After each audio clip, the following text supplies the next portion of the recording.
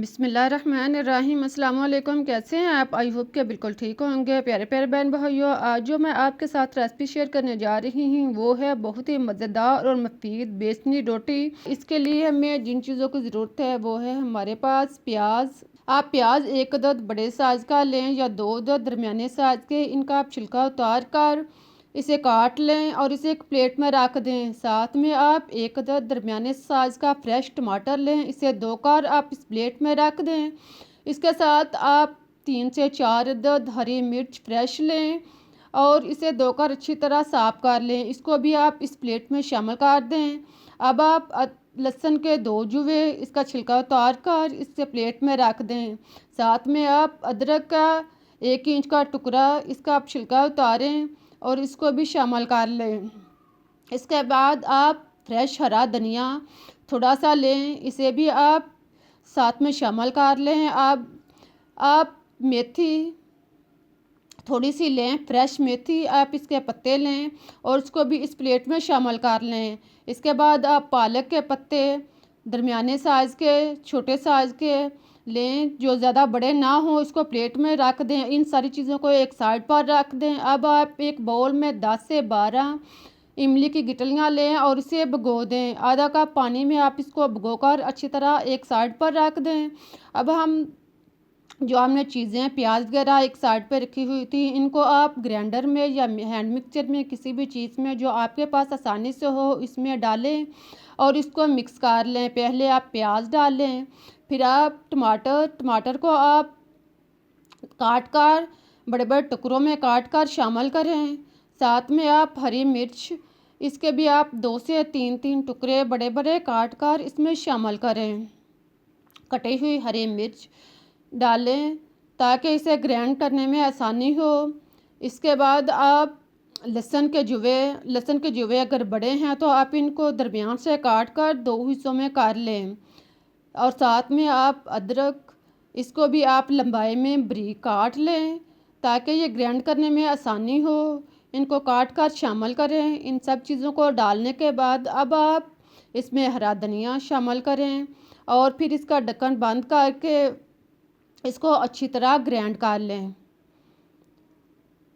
साथ में आप मज़ेदार और चटपटी रोटी बनाने के लिए आप 2 से 3 खाने के चम्मच दही डालें और फिर ढक्कन बंद करके इसको अच्छी तरह ग्राइंड करें।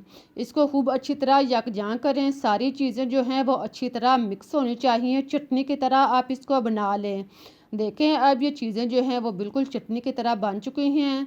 अब आप 2 चम्मच इसमें से निकाल लें और बाकिया ग्राइंडर में आप 2 चम्मच निकाल कर एक साइड पर रख दें। बकिया ग्राइंडर में आप मेथी और पालक के पत्ते डालकर इनको दोबारा से ग्राइंड कर लें। देखें इन सब चीज़ों को खूब अच्छी तरह ग्राइंड कर लें और इनको चटनी की तरह बना लें। अब हमारी ये चटनी जो है तैयार हो चुकी है। इसको आप एक साइड पर रख दें।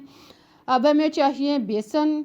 आप बेसन जितनी आपने रोटियां बनानी है उस हिसाब से भी आप ले सकते हैं। इधर हम 2 कप बेसन के साथ रोटी जो है वो बना रहे हैं। आप 1 कप बेसन इसमें पूनी में या छाननी में डाल लें और इसको छान कर अच्छी तरह साफ़ कर लें। फिर आप दूसरा कप डालें और इसको भी अच्छी तरह छान कर साफ़ कर लें। बेसन को अच्छी तरह छानने के बाद अब आप इसमें आधा कप गंदम का आटा शामिल करें। इसको भी आप अच्छी तरह छान कर साफ़ कर लें।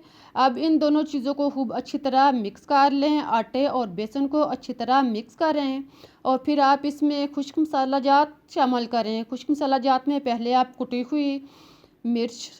हुई सुरख मिर्च 1 चम्मच शामिल करें। साथ में आप पीसी हुई सुरख मिर्च आधा चम्मच शामिल करें। इसके बाद आप हल्दी पाउडर आधा चम्मच शामिल करें और फिर आप इसमें नमक 1 चम्मच या आप टेस्ट के मुताबिक डाल सकते हैं। नमक और मिर्च आप दोनों चीज़ें टेस्ट के मुताबिक ले सकते हैं। इसके बाद आप इसमें अजवाइन आधा चम्मच शामिल करें और फिर आप इसमें 1 चम्मच ज़ीरा साबुत और 1 चम्मच खुश्क धनिया साबुत इसको आप एक बाउल में डालकर अच्छी तरह साफ़ कर लें। इसको चुनकर साफ़ करें और फिर इनको हाथों पर रखकर अच्छी तरह मिसल लें। इन दोनों चीज़ों को खूब अच्छी तरह मिसल कर इसमें शामिल करें। इसके बाद आप अनारदाना 1 चम्मच, इसको आप कूट लें। अनारदाने को लहदा आप इसे पीस लें या इसे दौरी में अच्छी तरह कूट लें और फिर आप इसको शामिल करें। इन सारे मसाला जात को मिक्स करें। अब हमने जो ग्राइंडर में चटनी बना के रखी हुई थी वो इसमें शामिल करें। चटनी को इसके अंदर डालने के बाद आप ग्राइंडर में 1 कप या आधा कप पानी शामिल करें और इसको ग्राइंडर में अच्छी तरह घुमाकर पानी इसमें शामिल कर दें, चाहे चटनी वगैरह जो है वो अच्छी तरह इसमें शामिल हो जाए। अब आप इसको चम्मच के साथ अच्छी तरह मिक्स कर लें। अब ज़रूरत के मुताबिक आप इसमें थोड़ा थोड़ा पानी लगाते जाएं और इसको गाढ़ा सा मेज़ा तैयार कर लें। आप साथ में इसे पानी लगाते जाएं और साथ में इसका आटा जो है वो तैयार कर लें। ख्याल रहे कि आटा जो है ना ज़्यादा पतला हो ना ज़्यादा गहरा हो। इसको आप मुनासिब साइज़ का गाढ़ा सा बना लें और आप चम्मच के साथ दरमियान में चम्मच के ऊपर उंगली से हाथ लगा लें। अगर लाइन बन जाए तो समझ लें कि हमारा आटा जो है वो सही तैयार हुआ है। अब आप इसे एक साइड पर रखें, चूल्हा ऑन करें, इस पर तवा या पैन जो भी आपके पास है आप इसके ऊपर रखें और फिर आप इसके सतह पर थोड़ा सा ऑयल लगाएं और इसको अच्छी तरह घुमाकर इसकी सतह तर कर लें। फिर आप इसमें एक डोंगा भरकर अमेज़े का शामिल करें और इसको आप डोंगे के साथ अच्छी तरह गोल कर लें। इसको डोंगे के साथ या चम्मच के साथ खूब अच्छी तरह फैलाएं और इसे गोल कर लें। इसकी गोल सी आप रोटी तैयार कर लें और फिर आप इसको लो आंच पर 2 मिनट के लिए अच्छी तरह पकाएं। इसे लो आंच पर 2 से 3 मिनट के लिए अच्छी तरह पकाएं। जब ये ऊपर से खुश्क हो जाए तो समझ लें कि रोटी जो है वो तैयार हो चुकी है। इसकी एक साइड तैयार हो चुकी है। अब आप इसकी साइड चेंज करें और दूसरी साइड से भी आप इस तरह इसको पकाएं। देखें अब रोटी की एक साइड जो है वो ब्राउन हो चुकी है। अब दूसरी साइड से भी आप इसको इसी तरह पकाएं। साथ में आप इसको चम्मच के साथ दबाते जाएं और हरकत भी देते जाएं ताकि रोटी जो है वो अंदर तक डीपली अच्छी तरह पके। रोटी जो है अंदर से कच्ची नहीं होनी चाहिए। इसे लो आंच पर पकाएं। तेज़ आंच पर इसे पकाएंगे तो ये ऊपर से जल जाएगी और अंदर से कच्ची रहेगी। इसको आप साथ साथ दबाते जाएं और साथ साथ आप इसको लो आंच पर पकाते जाएं और फिर आप इसमें थोड़ा सा 1 चम्मच या आधा चम्मच ऑयल लगाएं और इसकी साइड चेंज करें। ऑयल लगाने के बाद अब आप इसको अच्छी तरह ब्राउन करें और फिर आप इसे निकाल लें। देखें अब हमारी मज़ेदार और चटपटी बेसन रोटी तैयार हो चुकी है। इसी तरह आप बाकी रोटियां भी तैयार कर लें। दोबारा आप पैन की सतह पर थोड़ा सा ऑयल लगाएं और अमेज़ा डालकर इसी तरह आप बाकियां रोटियां जो हैं वो सारी तैयार कर लें। एक एक करके आप रोटियां तैयार करके एक साइड पर रख दें। अब चटनी जो हमने निकाली हुई थी इसमें आप थोड़ी सी कुटी लाल मिर्च, थोड़ा सा नमक और थोड़ी सी पीसी सुरख मिर्च शामिल करें और साथ में थोड़ा सा पीसा ज़ीरा डालने के बाद अब आप इमली का पानी जो हमने इमली पहले भिगो के रखी हुई थी इससे गिटलियाँ जो हैं अच्छी तरह मिसल लें और गिटलियाँ अलग कर लें। इसका पानी जो है वो इसमें शामिल कर दें।